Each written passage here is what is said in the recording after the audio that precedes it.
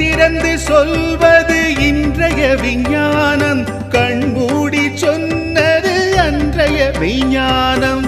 பௌர்ணமி நாட்களில் அன்ன அபிஷேகம், சோற்று பருக்கையால் சொலீஸ்வர ஆனந்தம். சாதம் சிவனால் பிரசாதமாகும், ஈசனை தொட்டதால் இறை புகழ் கூடும். இலக்கிய ஆளுமைகள் இன்பமாய் வாழ்ந்திட அமைதி சூழ் தேசத்தை அமைத்தான் சோழ மன்னன். சிலையும் ஓவியமும் சிற்பமும் இவனுக்கில்லை, கலையின் வழியே காண்போம் இவன் முகம். உலகின் முதன் மொழி தாய் தமிழன்னைக்கு ஆணவம் இல்லை, பெரும் ஆவணமும் இல்லை. தன் செயல் வியக்காத தமிழரின் தூய மனம், வந்தாரை வாழ்த்தி வான் புகழ் கொள்ளும், வந்தாரை வாழ்த்தி வான் புகழ் கொள்ளும். கங்கை கொண்ட சோழபுரம் அரைக்கால்வாசி உலகின் தலைநகரம்.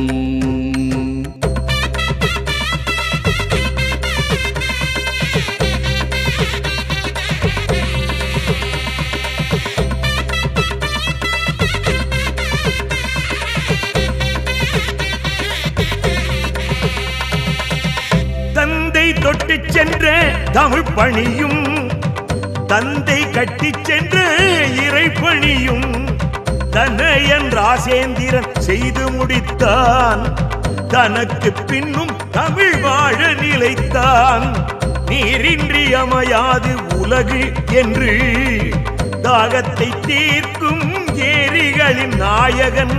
போரின்றி அமையாது அரசு அன்று தேசத்தை காக்கும் வெற்றி திருமகன். நீடு புகழ் கொண்ட நீர்மகன் சிறப்பை மறைத்திட துணிந்து மண்ணுடைத்தாலும் தமிழாசை தீயும் தன்மான காற்றும் சோழனின் மகத்துவத்தை ஆகாயம் தொட வைக்கும். தமிழாசை தீயும் தன்மான காற்றும் சோழனின் மகத்துவத்தை ஆகாயம் தொட வைக்கும். சோழர் கொடியில் பறக்கும் புலி சின்னம் இந்திய தேசிய விலங்காய் இன்றும் இன்னும்.